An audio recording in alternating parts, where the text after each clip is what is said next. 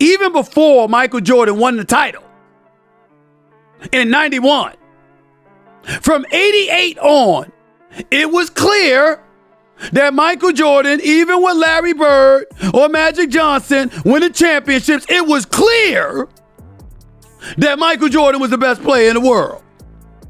Larry Bird called him God in gym shorts. You know what? I'm done pretending this is still a debate. I'm done with the LeBron fanboys crying on Twitter, twisting stats, moving goalposts, and begging us to crown a king who never took the throne. This is not a conversation. This is a correction. Because Michael Jeffrey Jordan isn't just the GOAT. He is the standard, the blueprint, the final boss of basketball. And LeBron? He's chasing ghosts with a flashlight and no map. You want to talk rings? Jordan's got 6. Undefeated. No game 7. LeBron, 4. With 6 losses. And 1 sweep on his record. You hear me? Swept. The so-called king got run out the building like a rookie. And yet somehow, LeBron fans, emotional, delusional, and desperate, still pretend their guy belongs on MJ's level. He doesn't. Stephen A. Smith is right. LeBron's greatness is respected. But this GOAT talk, that's not basketball anymore. That's fan fiction. That's fantasy built on feelings, not facts. So today, we shut it down. We bring truth to the timeline, and we remind the world why Jordan's legacy isn't just untouchable. It's unquestionable. The obvious. You do know that MJ has 6 titles, right? And LeBron has 4. You do know that, right? You do know that MJ was undefeated in all 6 NBA Finals appearances. Do you know that? You do know that Michael Jordan never allowed an NBA Finals series to get to a 7th game. Did you know that? I'm sure you did. Did you know he's a 10-time champion? And LeBron has won a scoring title 1 time? Did you know he's a 9-time first-team all-defensive player? LeBron James did that 5 times. Did you know that Michael Jordan is the former Defensive Player of the Year, 1988? LeBron James has never won a Defensive Player of the Year. Let's stop pretending this is about opinions. This isn't barbershop talk. This isn't social media noise. This is cold, ruthless, unfiltered reality, and the numbers are screaming one name. Not LeBron. Michael Jordan. Let me walk you through what greatness actually looks like. Not this long-haul padding of stats LeBron's built over 2 decades, but pure, violent domination. We're talking about a man who won 6 championships and never, not once, let the finals go to a Game 7. Do you understand how insane that is? That's not luck. That's not a system. That's a mindset that says, I don't leave room for doubt. Meanwhile, LeBron? He's been in 10 finals and left the building with 4 rings and 6 heartbreaks.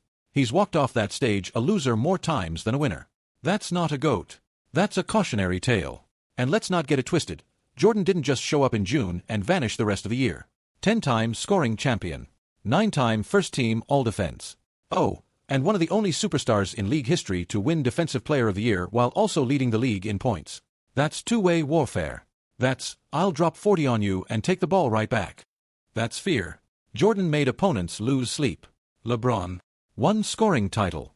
Never won Defensive Player of the Year. And let's not act like defense wasn't optional in the 2000s either. He had the body. He had the speed. He had the tools. But he never owned that end of the court like MJ did. Not even close. Oh, but here come the excuses. Longevity. Look at the career total points. Cool story. So he played longer. Does that mean better? That's like saying a sprinter who ran 10 more races is better than Usain Bolt because he racked up more total meters. Longevity is an achievement, no doubt.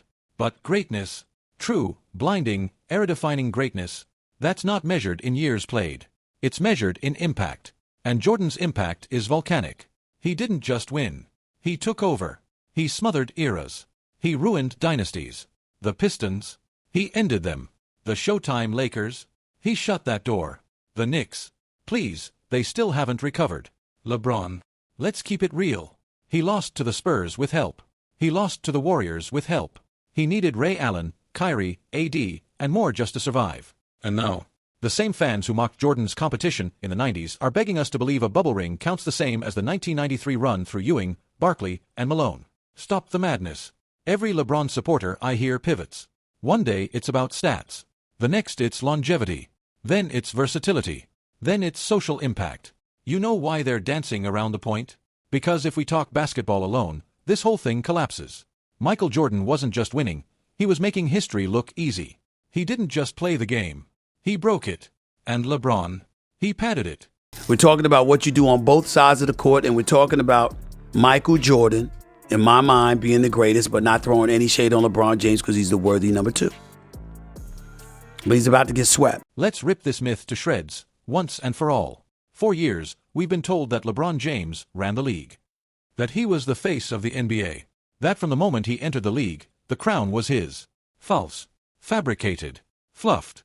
Because here's the uncomfortable truth nobody on ESPN wants to admit. LeBron James was never the clear-cut, unquestioned alpha of his era. Not like Jordan. Not even close. Let's rewind the tape. When LeBron came into the league, Kobe Bryant was already a 5-time champion, dominating the Western Conference with a killer mentality that LeBron never replicated. You remember 2009, right? The league was practically begging for a Kobe versus LeBron finals. You know what happened? LeBron folded. He let Dwight Howard block his path. Dwight Howard. And while LeBron was headed home early, Kobe was lifting another trophy. Fast forward a few years. Who's standing in LeBron's way again? Tim Duncan. The most humble superstar who ever lived. And guess what? Tim beat LeBron. Twice. Once in a gentleman's sweep. Once with surgical execution that exposed every weakness in LeBron's game. Still think he owned the decade? Then came Steph Curry, the baby-faced assassin who broke the league. What did LeBron do? He built a super team in Miami. Then built another one in Cleveland. Then teamed up with AD in Los Angeles. Tell me again when LeBron ever stood on his own. Meanwhile, let's talk about Jordan's era. Was there another name in the mix? Nope. There were legends, sure. Magic, Bird, Barkley, Hakeem, Ewing. But no one dared say, he might be better than Jordan. It wasn't just dominance. It was clarity. Every coach, every player, every analyst knew Jordan was the guy. No confusion. No debate. No shifting narratives every 2 seasons. Now contrast that with the LeBron timeline. There's always been asterisks. Always been debate. 2010, he had to leave Cleveland to win. 2011, he disappeared in the finals. 2014, the Spurs exposed him. 2016, Kyrie saved him. 2020, the bubble helped him. With Jordan, it was just 6 for 6. No cracks. No compromises. And the opponents? Brutal. Old-school monsters like the bad boy Pistons, the Pat Riley Knicks, the post-prime Showtime Lakers. He took every punch, then knocked everybody out. Clean. You know what dominance really is? It's when you don't need to explain it. Jordan never had to argue. The league declared it. Opponents admitted it. Larry Bird, a rival, once called him a basketball god. Let that sink in. Your competition bowed to your greatness. LeBron. He's still pleading his case after 21 years. If you need a documentary, a marketing campaign, and a fan army online to keep you in the GOAT convo, you were never the GOAT. And here's the dagger. LeBron's fans act like being consistently in a conversation makes him equal to Jordan. No, it doesn't. It just means we never agreed on LeBron. With Jordan, we didn't have to. He answered the question every single night.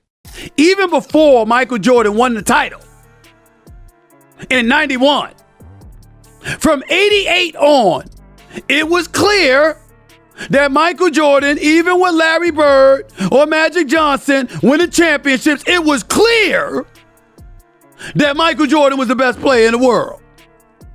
Larry Bird called him God in gym shorts. Let's call it what it really is now. This has nothing to do with stats. This debate. It's not basketball anymore. It's therapy for LeBron fans who can't accept the truth. They're not defending his legacy. They're defending themselves. Because deep down, they know the scoreboard is settled. This is no longer about who the best is. It's about why they need LeBron to be the best. You see, Michael Jordan isn't just a player. He's a shadow that follows every star. And for an entire generation of fans who grew up being told that their guy is the chosen one, watching that shadow never fade, no matter how many points LeBron scores, it stings. So what do? They pivot. They deflect. They spin narratives like political strategists. One day, it's longevity. Next day, it's versatility. Then it's off-court influence. And when the numbers don't help, they reach for emotion. Why can't he be respected? Why is everyone hating? Let me be crystal clear. This isn't hate. This is history. The record book doesn't lie. The tape doesn't change. What Jordan accomplished. It's on film. It's in the culture. It's written in blood on the court. And here's what makes the difference unbearable for them. Jordan never had to campaign. He never begged for validation. He didn't ask for the title. He took it. LeBron. He's still on the campaign trail. His fans scream louder every year, not because his case gets stronger, but because it gets weaker the longer we all keep watching. They feel cornered, so they lash out. You just hate greatness. You're stuck in the past. You're jealous of longevity. No. What we are is unimpressed by inflation. Jordan didn't need to chase numbers in year 20. He didn't need to hop teams 3 times.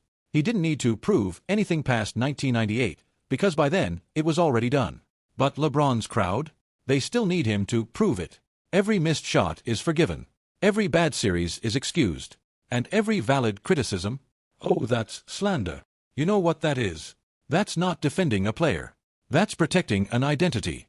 They tied themselves so tightly to his name that any critique feels like a personal attack. That's not loyalty. That's insecurity. And if you still think this debate is neck and neck, ask yourself this.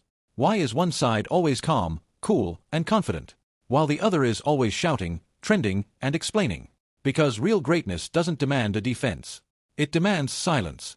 Michael Jordan's name ends conversations. LeBron James' name starts arguments. And that tells you everything. So here's your truth bomb. You can tweet all day. You can cry on podcasts. You can cut highlight reels, count points, stretch minutes, and talk impact all you want. But Jordan's legacy doesn't need your permission. It doesn't need defense. It just is. And the louder LeBron's army gets, the more obvious it becomes that the GOAT debate ended years ago. And their guy came in second.